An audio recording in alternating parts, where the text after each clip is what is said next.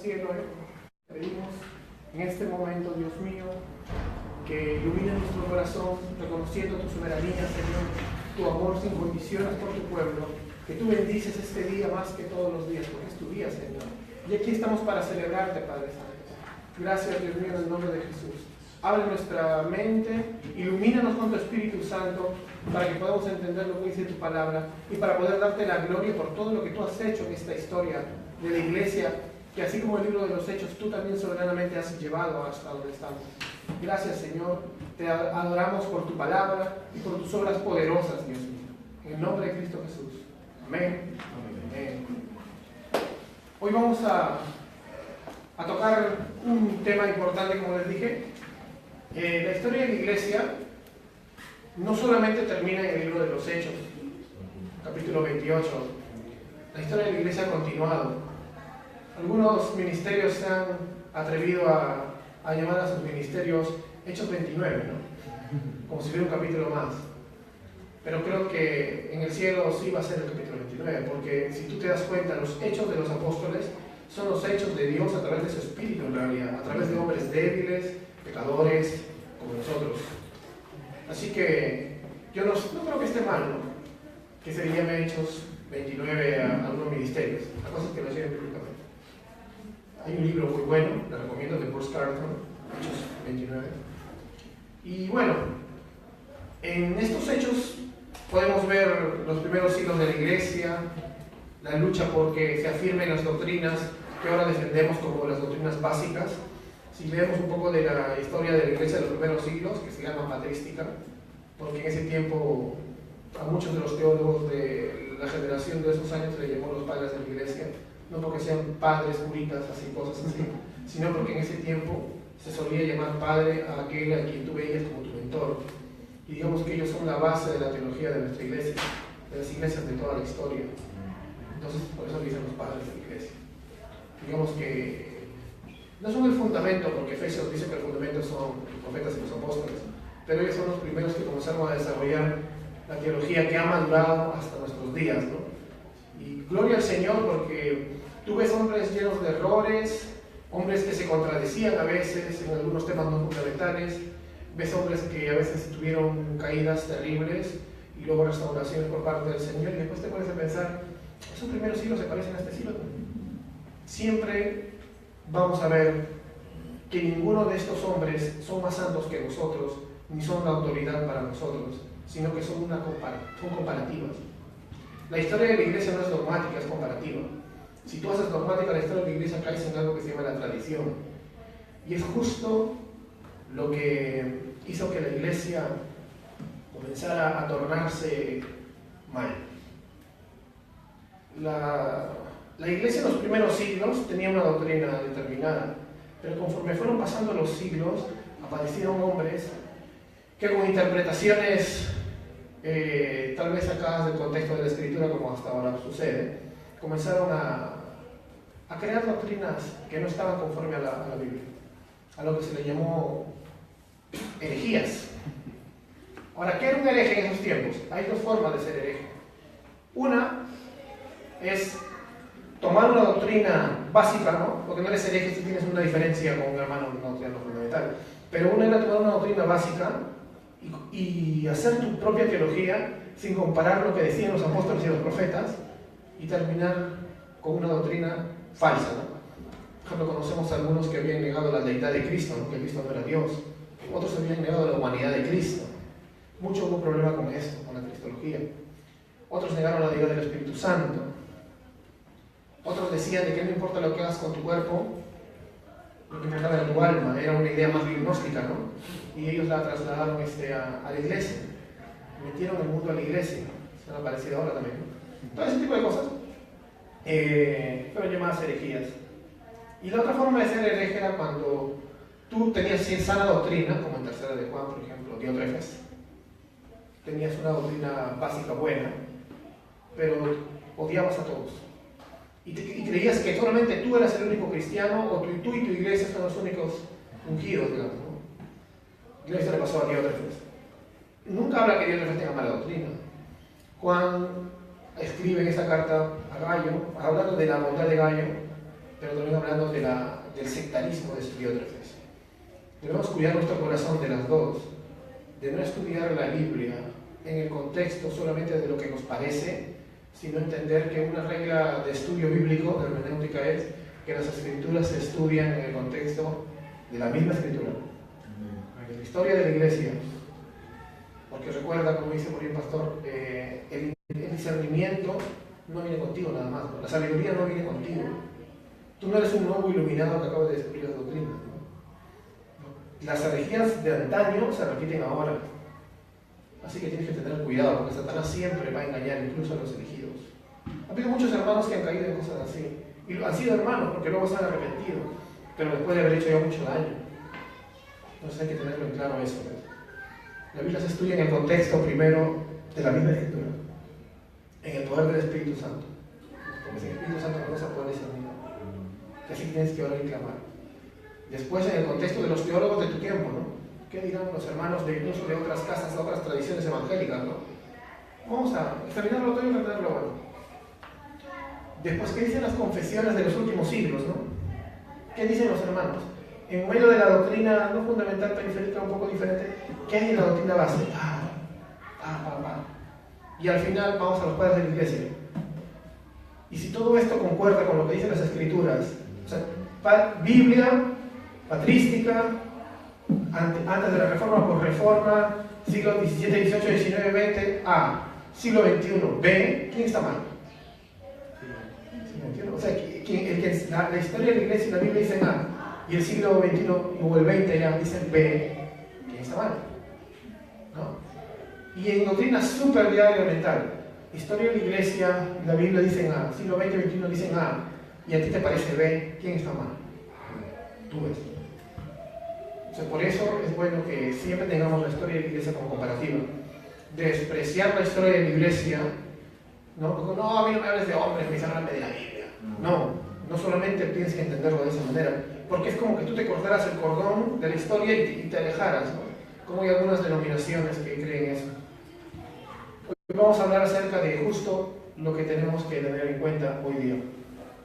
En los tiempos de la Reforma Protestante se formaron 5 notas, 5 puntos, no estoy hablando de los 5 puntos de Calvino, sino que 5 verdades que siempre habían estado en toda la historia de la iglesia, pero como que así se sistematizaron debido también a la necesidad que había, ya que la Reforma Protestante tenía una lucha bastante dura con la iglesia tradicional del catolicismo de ese tiempo, y se formaron 5 ideas. Una era sola escritura. ¿Has escuchado sola escritura? Quiere decir que la Biblia es nuestra única regla de fe y práctica de vida. Sola fide, son palabras en latín, que significa solo por la fe, que la salvación es solo por la fe, no por las obras. No es por la fe, más un principio particular de la iglesia, fe más tradición, ¿no? Fe más lo que diga algún papa o algún pastor evangélico, fe más esto, fe más esto. Entonces, cuando tú le sumas a la fe algo, ya no es la soberana acción, obra de Dios, ¿no? Sino que depende de ti. Y la gloria sea para ti. Y Dios no comparte su gloria con nadie. ¿Ven? ¿Estás consciente de eso, no? ¿Ven? Bien. Solo por gracia, por medio de la fe, dice Efesios 2:8. Y este es el tercer punto, sola gratia. Sola gratia significa que es un regalo inmerecido de Dios. Cuando tú estabas en tinieblas, cuando tú corrías rumbo al barranco, Dios tuvo misericordia de ti. Por gracia te salvó. Y aún en medio del camino, tú te das cuenta que la oscuridad viene a tratar de arrastrarte y sigue siendo un inmerecedor, ¿ves? Y por gracia te vuelve a rescatar, y te vuelve a rescatar, y te vuelve a rescatar. Y te duele tu pecado, porque el que ha nacido de nuevo ya no disfruta su pecado. Podrás cegarte un rato, sí. Podrás entenebrecerte un rato, pero no puedes vivir en un constante estado de oscuridad. Porque el cristiano al final le duele. Te duele tu pecado. ¿Amén? Por eso, aunque nosotros creemos en la gracia y que la salvación no se pierde, los cristianos verdaderos viven como creyentes. En medio de esos errores, en medio de los problemas, en medio de cada lágrima que botamos, Dios permite a veces lo que aborrece, ¿no? Dios aborrece el pecado.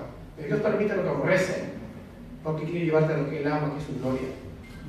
Así que el verdadero creyente, siempre que tropieza, va a ver a Cristo, a sus hermanos que le dicen, párate. Nosotros no podemos acusar a nadie ni apedrearlo. ¿Amén? Por eso el legalismo no debe existir en la iglesia. Porque el legalismo es una muestra de orgullo. Y por más que proclamemos la doctrina de la gracia, si tú crees que eres mejor que otro de alguna manera, es que estás mostrando tal vez esa soberbia que creen solamente aquellos que se salvan por sus obras. Y eso muestra nada más que estás rumbo a la condenación. Porque aquel que cree que se salva por sus obras no es salvo. Así es salvo. Y todas estas verdades tenían una base fundamental, ¿no? Solo Cristo. Porque solo Cristo es suficiente. A Cristo no le puedes agregar nada, porque es como sola fe. Porque la fe no es sola, porque tú, no es que crees en el que crees, tú crees en Cristo. Solo Cristo, solo los Cristos. Y todo esto es ¿para qué? ¿Cuál es el motivo y el fin principal de todo lo que hace Dios? Su gloria. Soli Deo Gloria. Solo a Dios la gloria. Hoy día vamos a ver brevemente un repaso sobre la Escritura. Estas verdades fueron redescubiertas porque no es que Martín Lutero, ¿se acuerdan de Martín Lutero? ¿Alguien se acuerda acá o no lo conoce? Era un monje alemán. Martín Lutero era un hombre atormentado por la realidad de la justicia y de la ira de Dios. Los que han visto la película Lutero, por ejemplo, ¿no? O han visto documentales, o has leído, ves un Lutero que, no sé si viste la película cómo anda peleando solo, ¿no? Sí. Él, sus clásicas peleas con el diablo, ¿no? Lutero tenía un gran problema, que era bien sincero. No era como tal vez otros religiosos de su tiempo, ¿no? Que no les importaba. Lutero sí estaba tomando en serio la religión. Y al tomarla en serio, pero sin la gracia, era lo peor que le puede pasar a un hombre. Algunas crónicas dicen de que él se confesaba, llegó a confesarse cada 5 minutos.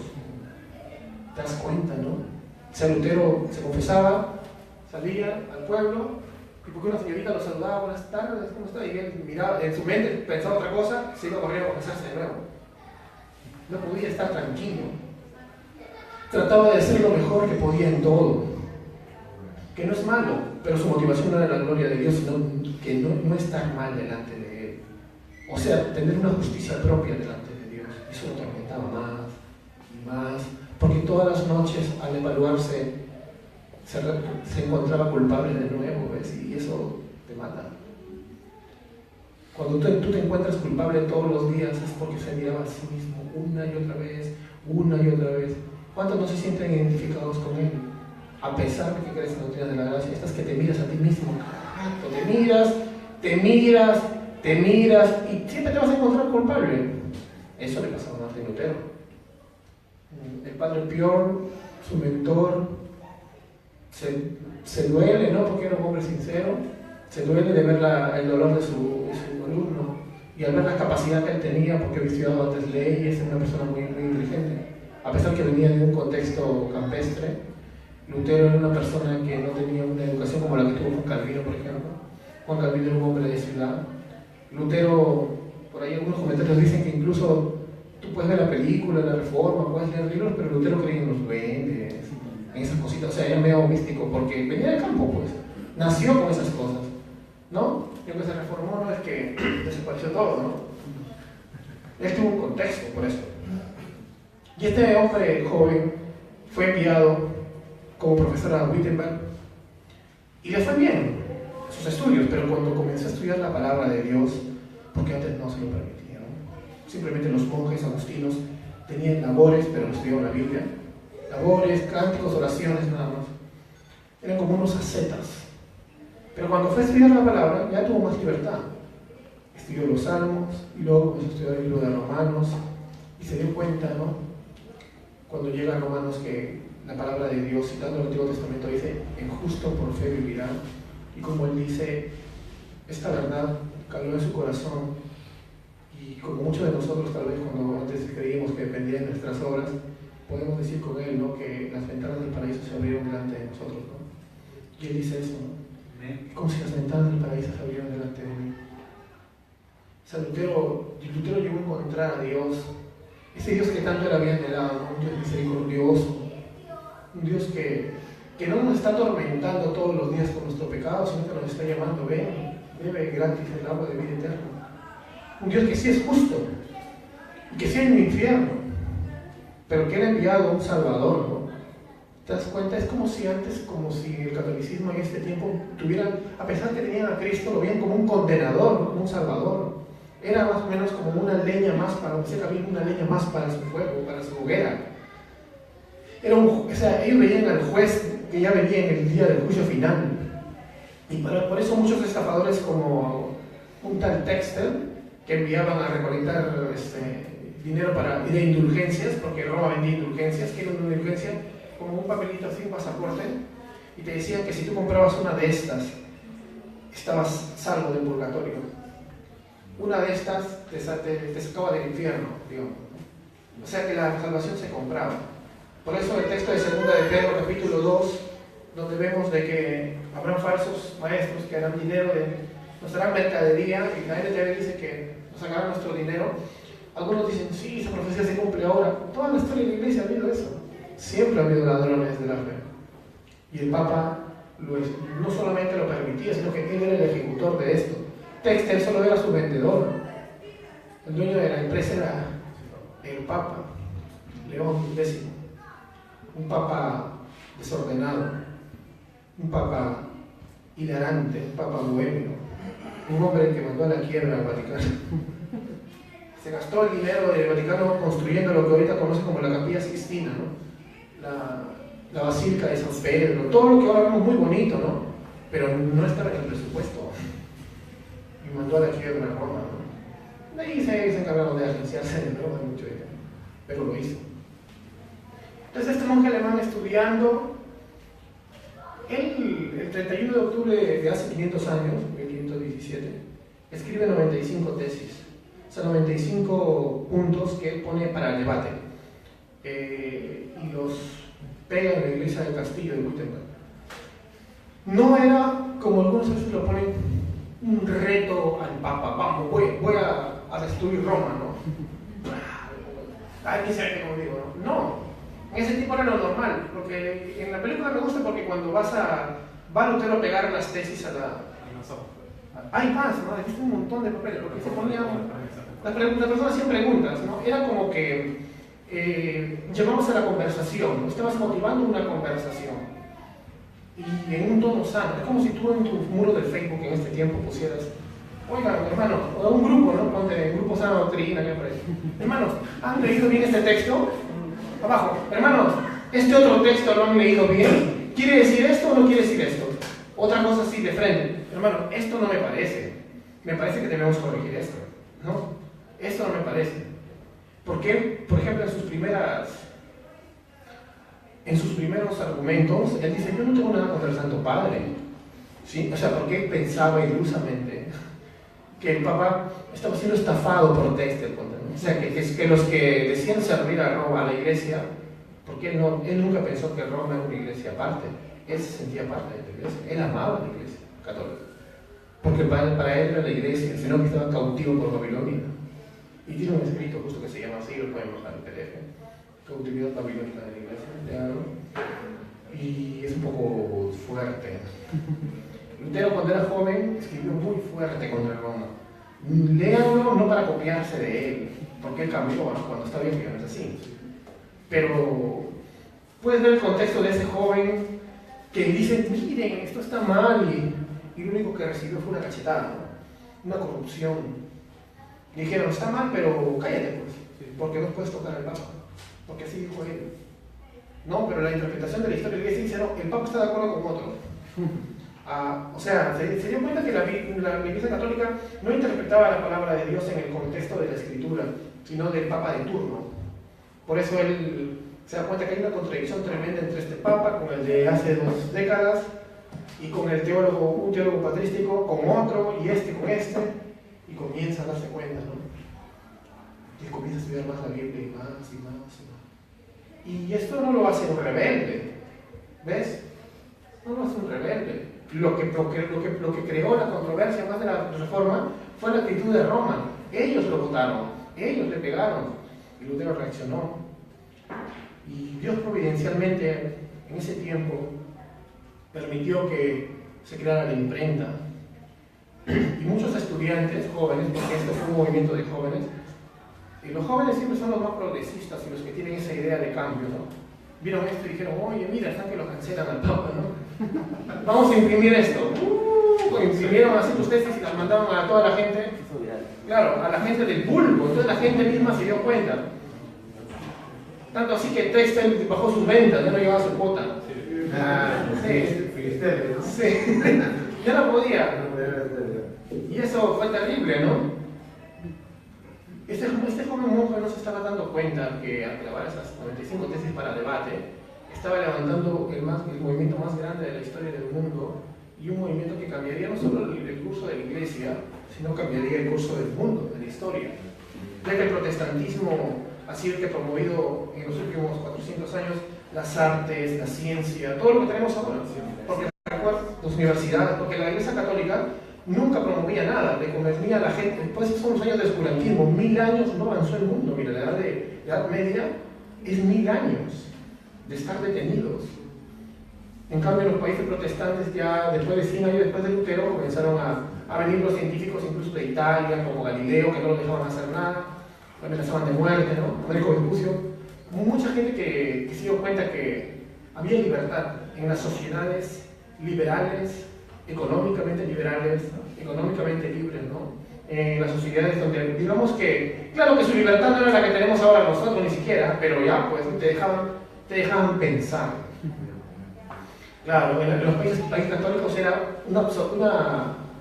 te absorbían feudalmente de una manera tiránica. En cambio, los países protestantes, los reyes eran diferentes ya. Toda la organización de los países protestantes basadas en la palabra de Dios o en, digamos, lo que en ese tiempo decían la teonomía, era diferente. Entonces, el impacto de Lutero no hubiera sido el que era, si hubiera sido como a veces lo pone el documental de History Channel, que es muy bueno, que ya lo veo. Es un simple idealista, ¿no? No estamos hablando de Lutero, Lutero fue un gran hombre, ¿no? Es un mártir o es un gran pensador, ¿no? No era un gran pensador. Porque el poder de Lutero venía a través del espíritu, pero venía porque tenía una base epistemológica, o sea, una base de razón, una base de conocimiento llamada la Biblia, la cual él tradujo al alemán. Entonces, vamos a ver hoy día, ¿no? Que las verdades no solo de Lutero, sino de lo que siguieron, por ejemplo, Zwinglio, su amigo, el joven en ese tiempo Melanchthon, luego después Juan Calvino, y otros que realmente no conocemos, Münster. Todos fueron a las escrituras, ¿no? Y tenía esa sola, como si fuera la base del castillo, porque sin sola escritura, sola gracia, sola fe, solo Cristo y solo Dios gloria, no vienen al caso, porque si hablamos de Dios, ¿en base a qué estamos hablando de Dios? A su palabra. Porque si no te lo estás imaginando, ¿te das cuenta? Nosotros no queremos un Dios de nuestra imaginación. Nosotros queremos un Dios que venga conforme a las Escrituras. Por eso, si quieres conocer a Dios, lee las Escrituras. Dios es amor. ¿Por qué? ¿Te das cuenta que la frase Dios es amor a veces es malentendida por hermanos hasta sinceros y lo convierten a Dios en un Teletubby, en un Santa Claus, como ejemplo, ¿no? En un Dios que tú puedes manipular, ¿no? ¿Por qué? Porque no entienden cuál es el amor de Dios. Si fueran a la Biblia se darían cuenta que el amor de Dios es más grande todavía, ¿no? Más hermoso que el que ellos imaginan, ¿no? Se la pierden de verdad. Nunca he escuchado a un humanista cristiano que diga Dios te ama tanto como el mismo Cristo. Nunca. No han leído Juan 17:23. Él dice, Dios te ama porque ve algo especial en ti, y el día que no hay especial en ti, cuando tú mismo te des cuenta que no es especial, porque por más que te vean el cerebro hay una conciencia, te sientes frustrado, ¿ves? Sientes que Dios no te ama. Dios te ama porque eres especial, ¿eh? Cuando caes, como Lutero comienza a pelear con el diablo, ¿ves? Ese es el gran problema que tenemos. Si ellos vieran realmente al Dios de las Escrituras, dirían, yo he caído, pero ¿sabes qué? Satanás, así, pégale con Lutero un año, como Lutero te pelea. El Señor me ama, ¿ves? Y yo creo lo que dice su palabra. Y tanto que hay una frasecita que veo que ellos tienen, que es, Dios Tú eres lo que la Biblia dice que tú eres, y tú eres lo que Dios dice que tú eres, ¿no? Ya pues, soy hijo del Rey, sí, Dios me ama, como la Biblia dice que me ama, o sea, me ama al nivel del mismo Cristo, porque Cristo es mi identidad, porque yo era un pecador, y soy un pecador, salvo por gracia, ¿ves? ¿Qué les cuesta estudiar la Biblia y darse cuenta del amor de Dios inmenso y gigantesco, eterno, porque es un Dios eterno? El hombre humanista no. El hombre humanista te dice, Dios te ama y tiene un plan maravilloso para ti, pero lo que la frase podría ser buena, porque el plan maravilloso de Dios es hacernos participar de su gloria, la convierten en algo centrado en ti mismo, pero cuando estás centrado en ti mismo, el día que tú caes, ¿cómo termina? Frustrado, ¿no? ¿Sabes? Yo creo que todas estas frases no están mal, depende de la teología que tengas. Si tu base es la sola escritura, dilo. Puedo poner acá que estoy porque nosotros sabemos qué significa. Yo quiero poner acá algo que creo que todos nosotros nos sentimos identificados. Ven tal como eres. Y ahí voy a poner ahí, nunca más serás el mismo. ¿Por qué? Porque tú puedes venir tal como eres, pero la gracia sin transformación no es gracia, ¿ves? Pero nunca vas a ser el mismo también. Pero son palabras recontra simples para alguien que no conoce al Señor todavía, ¿ves? O si quieres, le pongo una frase superdotariana. Todos los evangélicos que venimos de la Reforma Protestante, venimos de la Reforma Protestante, al menos que alguna secta por ahí se quiera divorciar de la Reforma Protestante y diga que viene directo de los apóstoles, ¿no? Como he visto por ahí algunos hermanos y otros que no son hermanos, que dicen, no, nosotros no salimos de la Reforma Protestante, nosotros venimos de frente de los apóstoles. La verdad, todos venimos de los apóstoles, pero también salimos de la Reforma Protestante. Había algunos grupos disidentes, pero hay que recordar que muchos de esos grupos disidentes no eran iglesias del Señor y eran sectas. El hecho de que hayan sido fuera de Roma no los hace que sean cristianos, realmente. Algunos negaban la Trinidad, otros tenían unas herejías hasta parecían brujería. Entonces nosotros no podemos divorciarnos de la historia. Si tú te quieres divorciar de la historia es porque hay algo malo en ella. Cuando nosotros queremos divorciarnos de la historia es porque tal vez tenemos cierto ego en el corazón y queremos crear como una especie de sobreespiritualidad y nos queremos hacer la iglesia del Señor. Y no, o sea, la iglesia no habla en el sentido de solamente ser parte de la iglesia a nivel mundial, de la iglesia universal, sino solamente nosotros. Y cae eso lo que cayó Dios, Entonces lo que tenemos que entender es que todo cristiano evangélico es importante conocer, estudiar, atesorar y meditar las escrituras mañana, tarde y noche. Es más si eres un líder en una iglesia. No puede ser que un líder de una iglesia no conozca las escrituras o se aburra de estudiar las escrituras. Se aburre en el sentido de que, yo digo, si yo no leo la Biblia, espiritualmente me aburro. Porque me aburro. En serio, caes en la ignorancia. Lo peor que puede pasar es que nosotros caigamos en la ignorancia. Oseas capítulo 4, verso 6 dice, mi pueblo muere por falta de conocimiento. ¿Y quién muere por falta de conocimiento ahí? ¿Los paganos? Los sacerdotes primero, pero los sacerdotes son los que llevan el pueblo. Los sacerdotes tienen la misión de estudiar las escrituras diligentemente al margen de las posturas, como les digo, periféricas, pero predicar el evangelio conforme a las escrituras, porque Corintios dice que en este evangelio es el que predicamos y en este evangelio es el que perseveramos. Si tú perseveras en otro evangelio, estás perseverando en un camino falso. Por eso dice la Biblia también que creíste en vano. Estás creyendo en el verdadero Dios. Tu Dios no es el Dios de la Biblia y al final, ¿te das cuenta? Si tú vas a unas escrituras, estamos fritos. Entonces, vamos a ver un poquito del trasfondo histórico de la Santa Escritura. Recuerden que esta es una clase, no un sermón. Pero quiero que les quede claro, porque esto tiene que estar en tu corazón, no porque estamos adulando a Lutero, o de aquí vamos a adular a Calvino en otra de las horas, no. Sino lo que tenemos que tener en cuenta es que ¿a quién estamos viendo obrar? A Dios. Así como obra en tu vida, recuerda. Tú le das la gloria, tienes que darle a Dios la gloria en medio de la historia de su iglesia, que Él soberanamente ha llevado, ¿verdad? ¿O crees que Dios se desprendió de todo esto? No. Tú sabes que Dios es no solamente soberano, sino que es intencional. Trasfondo histórico. ¿Cuál es la base de autoridad sobre la cual debemos discernir la verdad del error? de acuerdo a lo que estamos viendo en la Biblia y de acuerdo a lo que vemos en la historia, es la Biblia. Pero había una diferencia en ese tiempo porque la Iglesia Católica no descansaba con las Escrituras, sino que hasta como ahora ellos tienen la Escritura al mismo nivel del magisterio, que es el Papa y sus obispos, y de la tradición patrística.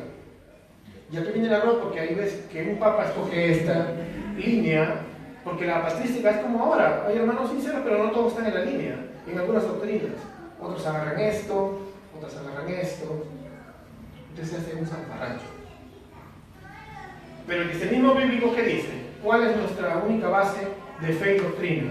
¿Y cuál es la única línea y regla con la cual vamos a separar la verdad del error? Las Escrituras. Solo la Escritura.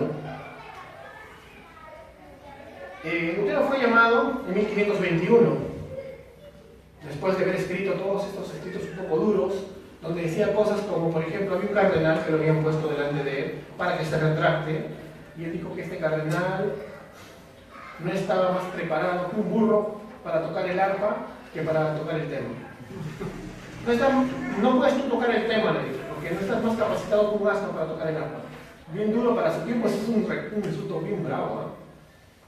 El Papa debe sacar los dedos del pastel como el vulgar ladrón que es. Así como que está que pica. Imagínate, ¿no? Durísimo. Después dice, si Roma no es el peor burdel de todos los burdeles, entonces no sé qué es un burdel. Esto hizo que, ¿qué tal loco este monje? Dijeron, ¿no? Se rayó. Entonces Lutero fue llamado en 1521. En la película parece que todo fuera el toque, ¿no? Incluso al final se ve que cuando cuando está en su caballo, cuando está con la chica, se acerca una caballería y Lutero piensa que se lo van a llevar y se acercan y le dicen, Martín, nos escucharon por fin, ¿no? Porque Carlos V políticamente, por estrategia, tuvo que aceptar lo que sus príncipes decían, porque en ese tiempo los turcos, o sea, los musulmanes, el Islam, estaba entrando por el norte, y si él dividía su reino, moría. A pesar que Carlos V era el emperador más poderoso del mundo. Era el rey del mundo en ese tiempo, pero él podía, así como era el rey del mundo, podía desaparecer todo, porque todos sus príncipes se volvieron luteranos. Y dijeron, somos capaces de aceptar que nos corten la cabeza, pero no vamos a dar atrás nuestras convicciones. Pues Carlos V tuvo que decir, lo dejamos de echar los pesos, pues, porque no le quedó otra. No podía perder todas esas, claro, todas esas provincias, todos esos reyes, esos pequeños reinos que lo apoyaban, se quedaban sin ejército. Sí. Sí, Dios no permitió que él se enseñoree sobre sus mismos reinos ni siquiera. El emperador no fue una humillación de Dios para él. El emperador más poderoso no pudo ni con sus príncipes, que la verdad la mayoría eran su familia, pero eran más viejos que él. Pero no pudo hacer nada.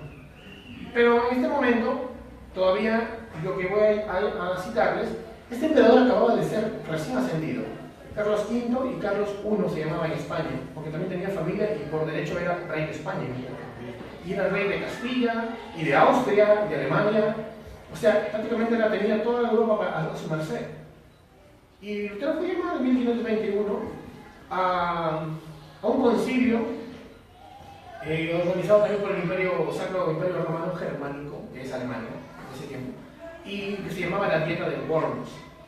No es que estaban a dieta, sino que es un concilio, ¿ya? La Dieta de Worms, una reunión. Y este poderoso emperador había sido manipulado por los cardenales y estaban diciendo, ¿cómo es posible que este hereje, no? Usted es el rey, tiene que poner orden, ¿no? Y él tenía 19 años en ese tiempo. Federico el Sabio, o Frederick también, el rey Federico el Sabio, era uno de los príncipes alemanes del Sacro Imperio Romano Germánico. Le sugiere que le haga un juicio justo, pues. O sea, no lo pueden mandar, porque en ese tiempo la Inquisición lo mandaba a la hoguera de frente. Si Lutero hubiera estado en otro país y no en Alemania, chao. Por ejemplo, su gran amigo, el joven Ulrich, se fue a Holanda así como Lutero a tratar de predicar, de enseñar, lo quemaron así. Lo quemaron rápido, en cambio, sin juicio, sin nada. O sea, la Iglesia Católica era así. Los reyes lo apoyaban, pues, ¿no? Para su desgracia de Satanás, porque Ulrich no duró mucho, pero hubo una reforma tremenda en Holanda. La semilla fue sembrada y aunque Ulrich murió, Holanda fue un país protestante después también. Pero en este tiempo se le confrontó a Lutero, ¿no? En 1521 ya tenía varios escritos, Se le confrontó. Por ejemplo, en la película lo ponen un poco más amable, pero Lutero el primer día tuvo dudas y pidió 24 horas para pensarlo. Se fue a pensar con el diablo un rato, como siempre, y oró, clamó, y el Señor lo llenó del Espíritu Santo. Y como en Hechos capítulo 4, que vemos que la iglesia sale con convicción a arriesgar su vida, Lutero sale y le hace dos preguntas. La primera es: ¿estos libros son tuyos? Y la segunda es: si te retractas de ellos.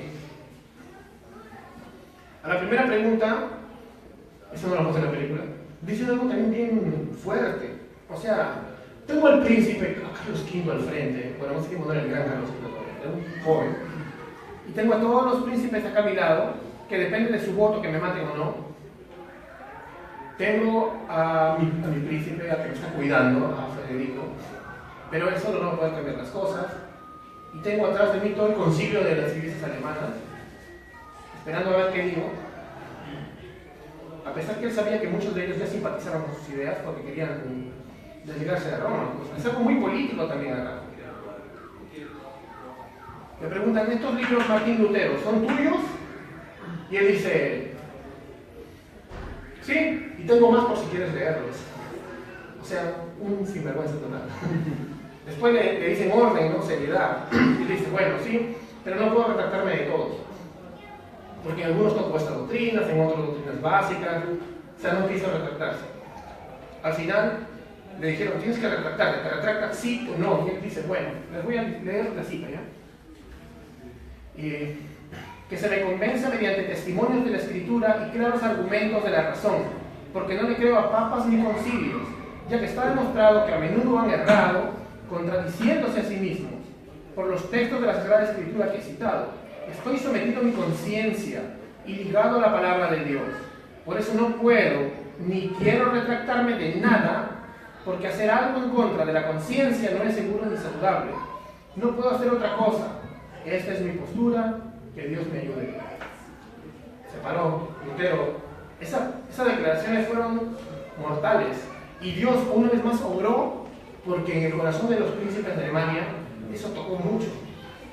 Y eso fue el principio de la reforma de los demás príncipes. Entonces pusieron a pensar: si este hombre es tan valiente para defender su convicción así, algo debe haber, ¿no? Y lo perdonaron.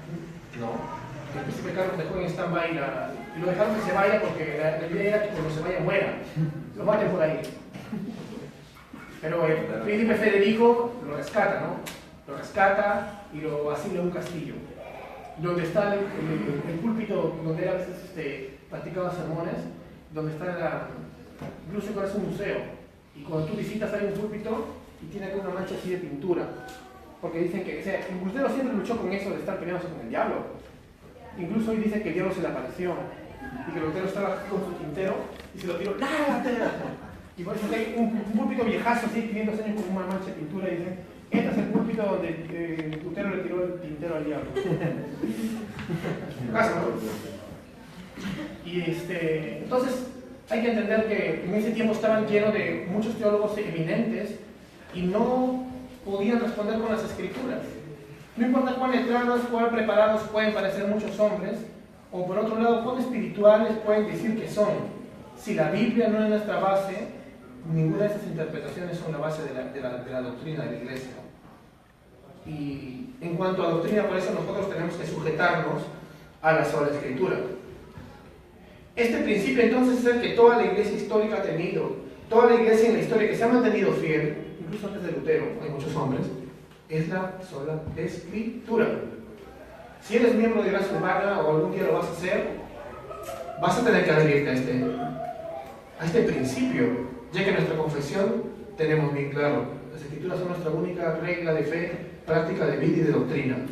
Nunca nadie de este púlpito va a cambiar la doctrina como Dios me dijo, ¿no? Nada. El que hace eso aquí es anatema, porque está trayendo un evangelio diferente. Si no está en la Biblia, no. Punto número 2, las presuposiciones. Eso quiero que lo estudiemos con las Escrituras. La sola Escritura presupone varias verdades. Y nosotros las vamos a tener bien claro, ¿ya? Primero, que la Biblia es inspirada por Dios. Es exhalada de la boca de Dios. Es decir, queremos que aunque la Biblia fue escrita a por aproximadamente 40 autores en 66 libros, en un promedio de 3.000 años, nosotros creemos que fue inspirada por Dios. Vamos a leer ahora la palabra. 2 Timoteo capítulo 3, versos 16 al 18.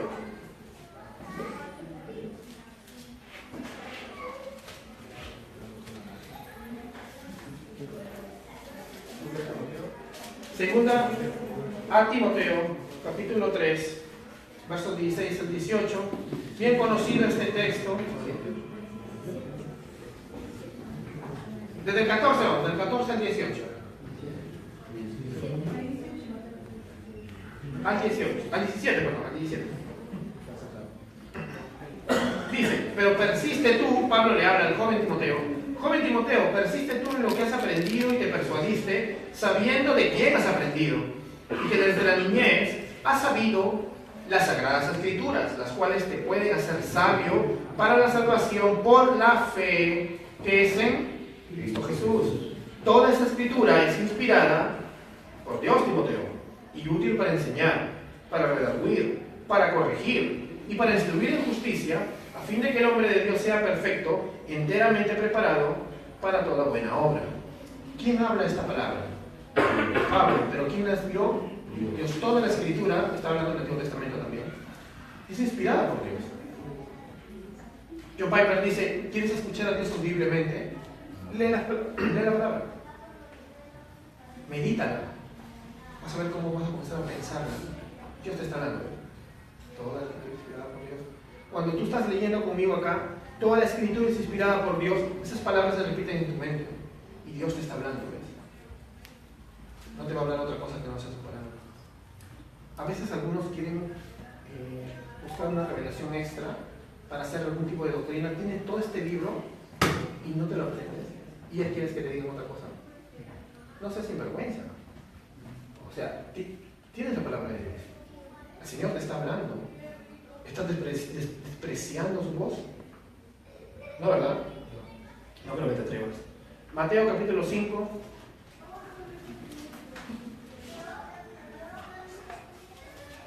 Mateo capítulo 5, verso 18. La palabra de Dios es lo más relevante que tenemos.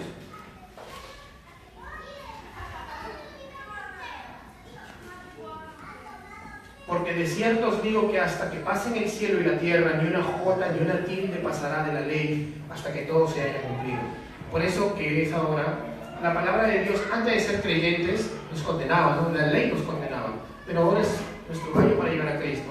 Nos deleitamos en la ley, ¿no? Nos cuida la ley. Como hablamos, es un cerco para no caer al abismo. ¿Amén? Amén. Tú amas la ley, si es que has nacido de nuevo. Juan Calvino decía, cuando los creyentes leen la Biblia, es como si oyeran a Dios hablándoles. ¿No te parece cierto? Cuando tú escuchas a Dios, es porque estás leyendo tu Biblia. Y después estás caminando por ahí y Dios comienza a hablarte. Hermosa su voz. Ve, otra presuposición. La Biblia es inerrante en sus originales e infalible para lo que fue escrita. Dios no se equivoca. Así que Dios, como no se equivoca, Él cumplirá cada una de sus promesas, cada una de sus juicios y cada una de sus advertencias. ¿Amén? Amén. Algunos dicen, sí, Dios cumple todas sus promesas. También sus advertencias. No le quites las advertencias. La palabra no tiene promesas. Es más, sí tiene solo promesas, pero las advertencias son una promesa. Dios te promete que si no te arrepientes, va a ser justo contigo. Y la justicia de Dios es terrible caer en manos del Dios vivo. Pero cuando Él te llama y vienes a Él, es lo más hermoso que te puede pasar. Como dice Lutero, concilios y papas se equivocaron, ¿no? Pero la Biblia no se equivoca. Es inerrante. La inspiración de Dios es inerrante. Ahora, es infalible para lo que fue hecha porque la Biblia no te va a dar un manual de cómo vestirte. Muchas denominaciones han sacado de contexto eso, ¿no? Y no hay forma de que lo hagas, a menos que te quieras vestir como israelita de los tiempos del Éxodo, ¿no? No hay forma de que la Biblia te diga eso. La Biblia no es infalible en el sentido de que tú vas a buscar, por ejemplo, ¿es pecado ver televisión? ¿Cómo se repara un motor del carro? Esas cosas no son. No, la Biblia no está escrita para eso. La Biblia está escrita para glorificar a Dios, para llevarte a Cristo, porque toda la Biblia es Cristo, para que conozcas a Dios verdadero. ¿Ven? Para que lo glorifiques. Vamos al Salmo 19, 7.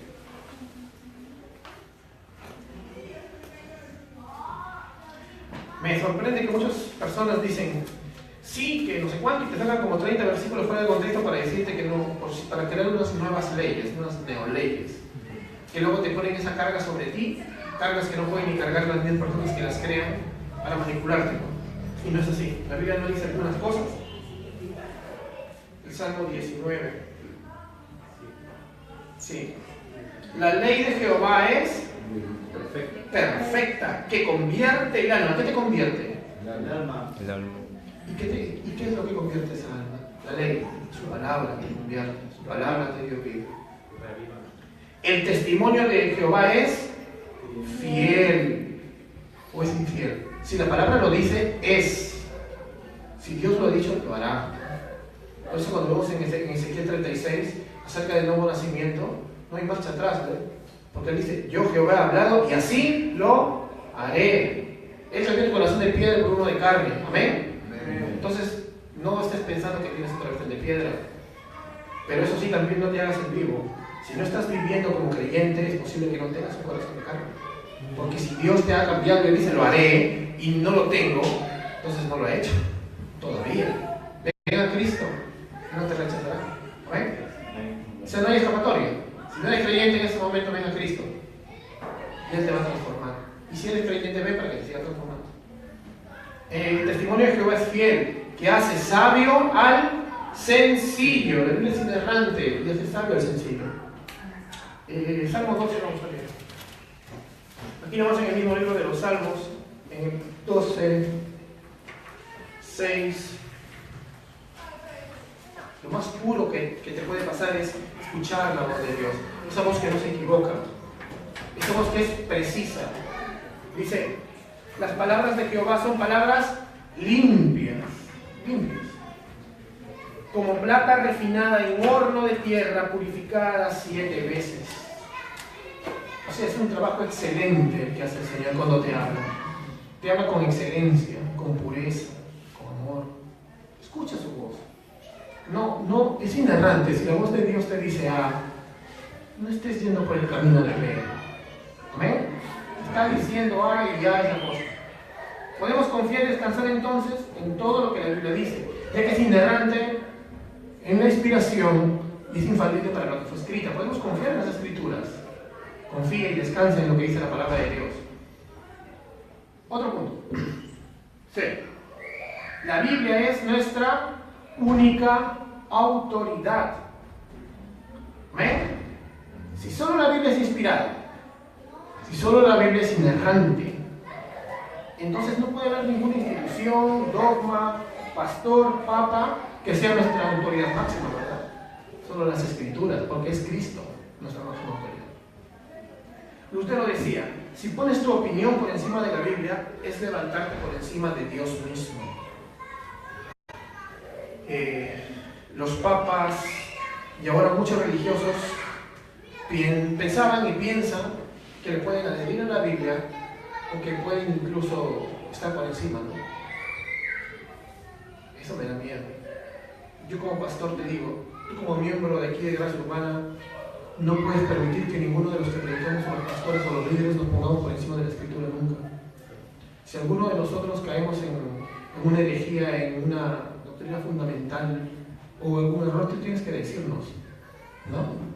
O sea, si nos arribamos que tú como miembro de Gracia Urbana te vas a conocer bien nuestra confesión, ¿verdad? No creo que seas tan holgazán para no leerte la confesión, ¿verdad? Entonces, como te la vas a leer de palo a palo, no vas a hacer ningún tipo de holgazán, tú me vas a decir, pastor, pero nosotros creemos en esto. Yo le estoy predicando esto. ¿Ves? ¿No? Es su responsabilidad de ustedes velar porque los pastores no nos vayamos porque somos seres humanos. ¿Amén?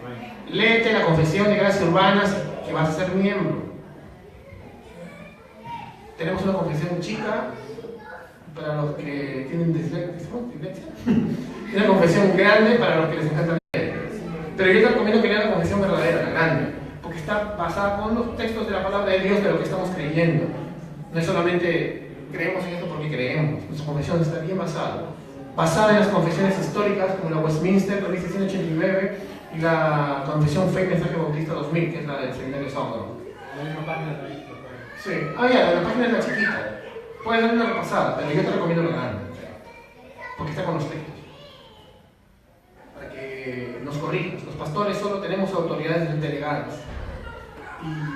Y yo te pido que te sujetes a mí, pero no porque yo soy tu jefe, ¿no? Sino porque Dios me va a demandar de tu alma. ¿No? Es, como le decía a Carcita ayer, es fácil predicar bacán como Dante Gebel o de repente como un pastor reformador. Es fácil evangelizar porque es el deber de todos, no solo de los pastores, pero estresa y es difícil preocuparte por cada una de las personas, orar por todos, estar pensando en todos, ¿no? Por eso cuando una iglesia grande crece, ya se necesitan otros pastores. Entonces, tenemos que cuidar a nuestros pastores, ¿no? Vamos a cuidarlos. Los pastores entonces tenemos la responsabilidad de cuando nos paramos en un púlpito hablar de parte de Dios y delante de Dios. Así ustedes tienen también la responsabilidad de cuidarnos y es estudiando la confesión, estudiando las escrituras para que nosotros no nos confundamos. Amén. Amén. Nosotros no somos infalibles. La Biblia sí. Si un pastor se para en un púlpito de una iglesia y predica un evangelio diferente, así sea el mismo apóstol Pablo, Gálatas capítulo 1, verso 8, él dice, según nosotros. El apóstol Pablo no era una persona que se creía un súper ungido. Él decía, bueno, decía el apóstol, soy inerrante. No. Mira, y él estaba inspirado por Dios para escribir, pero igual decía, según nosotros. O sea, amigos Gálatas, si yo dentro de un mes vengo ya me lo quieren y vengo y predico otra cosa, no me reciban, porque estoy bajo la ira, porque soy un falso maestro. Eso es lo que digo, ¿ves? Yo creo que todo pastor sincero no tiene miedo de decir eso, ¿no? ¿Por qué tienes miedo? Porque a mí no me cuida las espaldas nadie, a mí me guarda el Señor. Amén. Isaías 8:20 dice, a la ley y al testimonio, si no dijere conforme a esto, la palabra, métete en la cabeza, no les ha amanecido, dice. Léelo. ¿Hay quien tiene una versión en LTV que lo puede leer ahí? Isaías capítulo 8, verso 20. Busquen las instrucciones y las enseñanzas de Dios, quienes contradicen su palabra están en completa oscuridad. Más claro, ¿no? Estás en tinieblas si tú no buscas la palabra. Si tu base no es la sola escritura. Si una iglesia no tiene como base la sola escritura, está totalmente entenebrecida. Porque ni modo que vas a tener al Corán, ¿no? Y ni modo que vas a tener tus propios sueños y tus propias visiones. Mira, el profeta Joel profetizó que nuestros ancianos y nuestros jóvenes tendrían sueños, ¿no? ¿Tú no sueñas con la gloria de Dios? Sí, ¿no? Nosotros soñamos con la gloria de Dios. Y tenemos la misma visión de transformar el mundo a través del Evangelio conforme a la Escritura, ¿verdad? Ya, pues también soñamos y tenemos visión. Pero no es una visión propia. Desconectada de toda la Biblia y de la historia de la iglesia. No es así. No tenemos una visión diferente ni un sueño diferente. Amén. Y todos somos profetas. ¿Saben por qué? Porque en el Nuevo Testamento la iglesia es la profeta ya. Proclamamos al Cristo que ya vino. Así que no me vengas que eres profeta. Si eres profeta te quiero ver predicando en la calle todo Terimundi, ¿no? Yo digo, como puedo decir de muchos pastores antiguos o de algunos puritanos, que incluso los teólogos dicen, ¿no? Era un profeta de Dios. Pero no porque estaba diciendo lo que le pegaba la gana. Como John Wycliffe, que es un profeta de Dios. O hermanos como que se adelantaron a su tiempo hablando del peligro que la iglesia iba a venir en el siglo XX o XXI, como Leonard Ravenhill, ¿no? Tú ves en él al margen que no estamos de acuerdo con una postura, era un profeta del Señor. Él advirtió a la iglesia muchas cosas. ¿Sí? Ravenhill. Y no significa que estaba enseñando cosas raras, ¿no? Y nunca pidió un solo centavo. Por eso yo sé que es un profeta del Señor. Otro punto más. D. La Biblia es clara. En el lenguaje antiguo los puritanos le llamaban esto la perspicuidad de las escrituras. O sea que la Biblia es clara. La Biblia es clara, ¿ya? La iglesia en los tiempos de Martín Lutero enseñaban de que solo el Papa o los líderes del magisterio, o sea, los obispos cercanos, eran los únicos que podían interpretarla. Martín Lutero le decía al Padre Pío, ¿cómo sería que todas las personas del pueblo, las amas de casa, los que venden ollas, porque estaba muy de moda el que vende ollas en ese tiempo? En ese tiempo el que vende ollas decía, ¿tú qué crees? Le decían la fe de los vendedores de ollas, ¿tú qué crees, vendedor de ollas? Yo creo lo que cree la iglesia. ¿Y quién es la iglesia? No sé, pero yo creo lo que cree la iglesia. ¿No te parece conocido? Muchas personas ahora vas y le preguntas, ¿tú qué crees? No sé lo que dice el pastor. ¿Y qué dice el pastor? No sé, pero yo creo lo que dice el pastor. ¿Te parece bonito? No. Su base no es la escritura, ¿no? Su base es lo que por ahí han dicho. Terrible, ¿no? Ya esos vendedores de ollas, Lutero los miraba con amor, ¿no? Con anhelo, y decía al Padre Prior, Padre Prior, ¿cómo sería hermoso si tuvieran la Biblia en su idioma para que todos la pudieran leer? Y él les dice, ¿no? Pero Martín, ¿qué pasaría si cualquier vendedor de ollas, cualquier ama de casa tuviera la Biblia en sus manos? Y él les dice, habría más cristianos. Es la verdad. ¿Ves? No tenemos que esconder las escrituras. Las escrituras están para ponerse en un lugar alto, ¿no? Para ellos son como... Es un faro que alumbra el mundo, es una antorcha que la pones encima, no para quemar a la gente, sino para alumbrar. ¿Amén? Amén. Y eso es lo que dice la Biblia es clara, la perspicuidad de la Biblia. Lutero pensaba, como bien luego hizo para traducir la Biblia en alemán, de que todos lo iban a entender, y le regaló a Federico una copia. Pero en ese tiempo ellos creían que solo los líderes de la iglesia romana podían interpretarla. Vamos al Salmo 119, verso 130. El Salmo más cortito.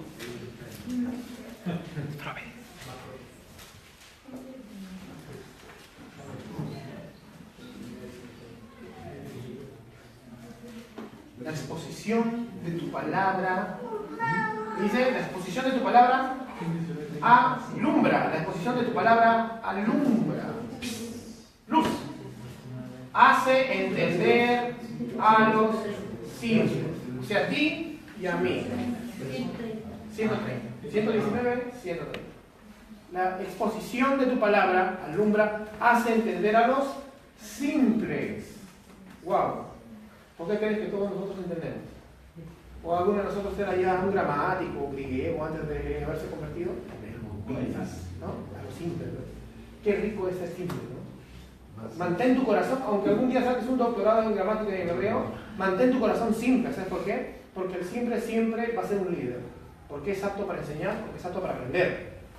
El que no es simple ya no es apto para aprender. Ya. Hasta acá llegué y hace todo y en realidad te quedaste de este tamaño. No vas a crecer espiritualmente. El simple siempre crece. ¿Amén? Un verdadero líder cristiano siempre está apto para aprender. Incluso de sus ovejas, ¿no? Hay hermanos que me dicen, mira, ¿no? Nadie me dice, hay un teólogo del medioevo que tenía este problema. Yo no sabía, bacán, dije, más bien que crea más curiosidad, ¿ves? Tú tienes que tener ese hambre de conocer. Si dices, no, ya sabía. Hay pastores que tú le dices algo, pastor, ¿no? Que dice, ya sabía, hace 20 años que sabía eso. No saben nada. O escucharon, pero ni siquiera han leído eso, ¿ves? Entonces no es así. Tienes que mantener tu hambre por aprender. Sí, tienes que mantener tu hambre por aprender. Y ahora, esto tampoco no quita la realidad de que la Biblia sea simple, no quita la realidad, escúchame bien, porque no te vayas a volver un falso profeta, porque no quita la realidad de que haya cosas difíciles de interpretar. Si tú no tienes las herramientas, por ejemplo, para leer Apocalipsis, no lo vas a entender. Vas a comenzar a encontrar 3 segundas venidas, ¿no? Tienes que recurrir a un ministerio que Dios ha levantado en la historia de la iglesia actualmente que se llama maestros. Las iglesias no tienen maestros ahora. Tienen su pastor y a veces el pastor tiene que ser de maestro si es un pastor sincero y otros ni tienen. Algo que estoy aprendiendo mucho es que yo anhelo que aquí haya gente que haga las cosas mejor que yo, que estudie más que yo. Yo voy a ser pastor toda mi vida, yo no voy a ser académico, ya lo decidí, ¿no? Yo quisiera que aquí haya muchos doctores en teología, ¿no? Que haya mucha gente que estudie la palabra, ¿no? Y yo pueda estar feliz, ¿no? Que hay gente que pueda trazar mejor la palabra que yo, ¿no? Eso es lo que yo anhelo, porque no vamos a estar toda la vida nosotros. Y si esta generación no deja maestros en la iglesia, estamos fritos. ¿Amén? Amén. Así que si están estudiando, perseveren, saquen una maestría, un doctorado en teología. Y no lo digo para que digan, eso van a los teólogos. No, aprende para servir, no para que pongas un cuadrito ahí ya. ¿Cuánta gente termina una carrera teológica y no la aprovecha? Yo conozco amigos que han terminado así, hasta griego, todo. Se meten a trabajar de vendedores. No es que necesito, dicen, ¿no? No es así, ¿no? O sea, si vas a servir, sirve, pues. No estudies solamente para tu cabezota. Ninguna de estas cosas, entonces, eso no elimina la realidad de que haya cosas difíciles de interpretar, debido a nuestra ignorancia gramática del texto, del vocabulario. Por eso te recomiendo maestros, ¿no?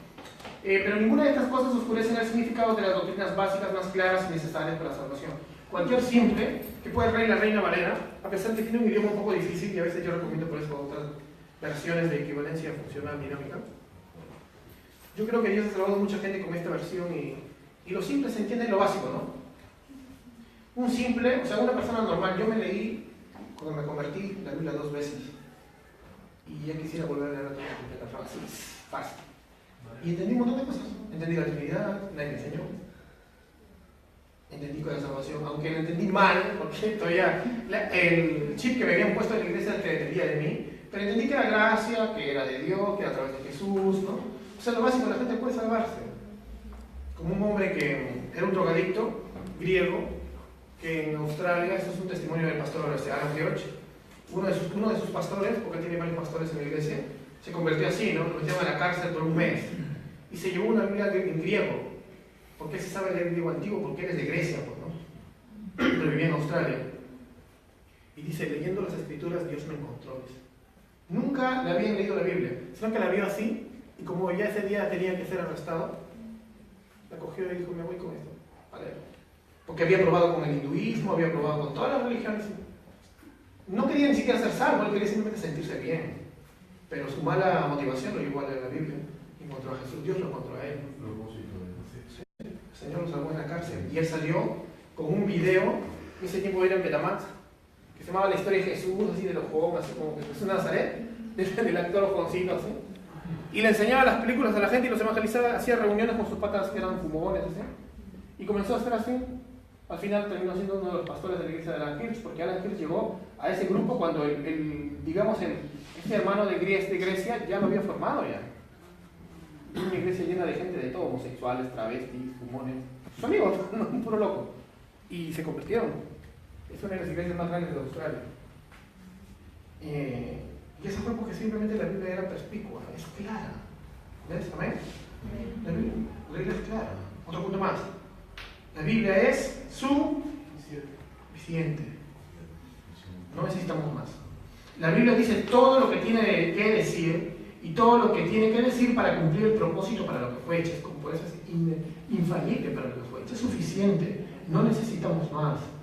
Dios puede ponerte algo en el corazón siempre, si nosotros somos continuacionistas. Pero si te pones algo en el corazón, como en Corinto, los espíritus de los profetas están sujetos a los profetas.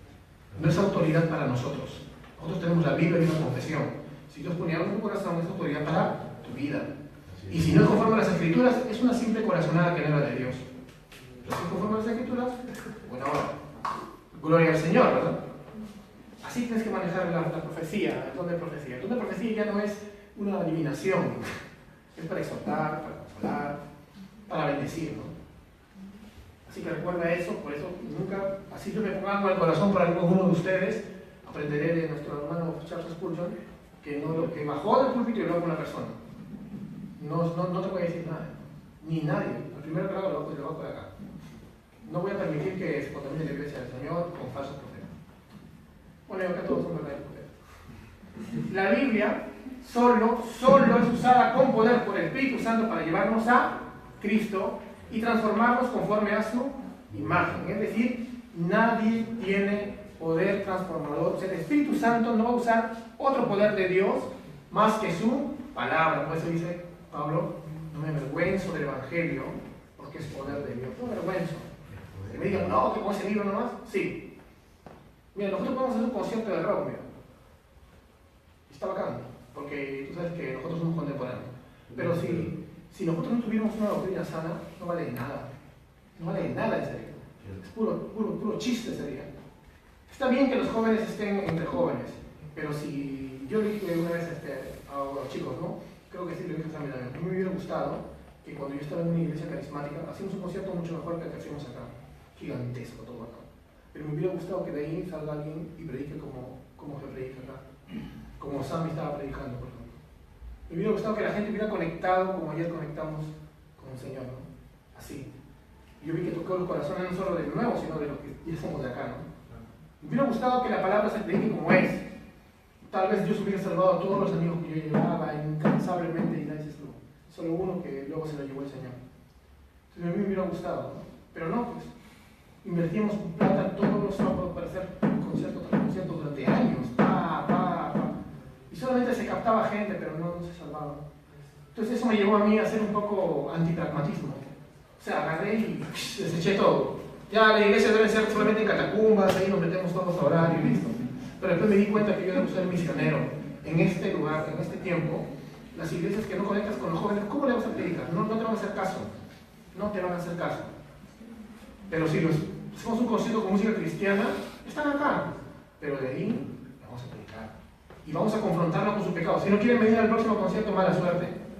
Pero van a ser tocados por la palabra. Y eso me da gusto, ¿ves? La palabra es la que tiene poder. Yo no me avergüenzo del evangelio. Las plataformas pueden ser un montón. Pero si yo me voy a un lugar de la sierra, no haría conciertos, por ejemplo. Ahí no es necesario. Una Pachamama. Sí pueden. La cosa es eso. La plataforma puede cambiar, siempre que sea una plataforma decente, pero lo que no cambia es el evangelio. Si tú cambias el evangelio, toda tu plataforma se viene a la basura, así, no sirve para nada. ¿Amén? Porque 1 Corintios 1:21 dice que Dios solo le place salvar a través de la locura de la predicación. El único mensaje que salva es el evangelio. Entonces, para terminar, los reformadores tenían una frase, que era una base también, que era Ecclesia Reformata, semper reformanda, secundum verbum Dei, que la iglesia siempre se reforma conforme a la palabra de Dios.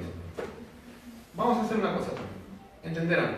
No debemos volver a la reforma, dicen.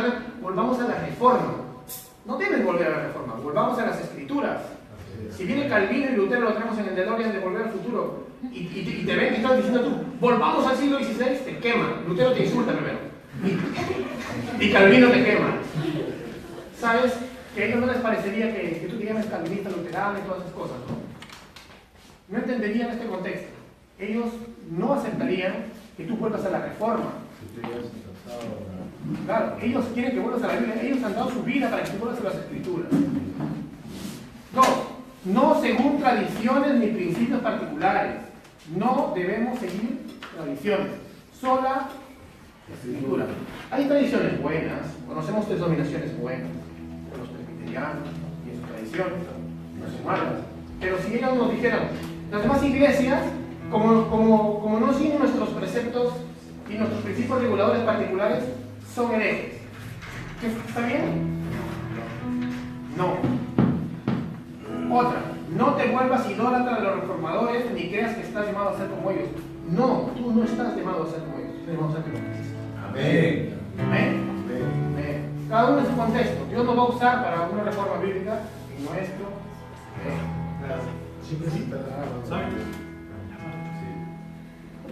Vamos a terminar leyendo lo que dice Pablo a Timoteo. En 1 Timoteo capítulo 3, verso 14. La sola escritura sirve para qué?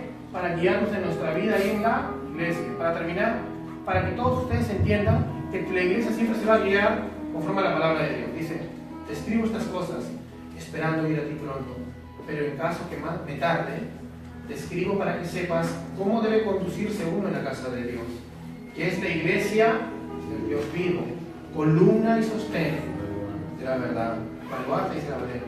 Ahora estoy leyendo de las Américas. La columna es la iglesia, nosotros somos la iglesia, no un templo, ¿ves? ¿Amén? Timoteo, no te me pongas a obligar a las iglesias a seguir tradiciones.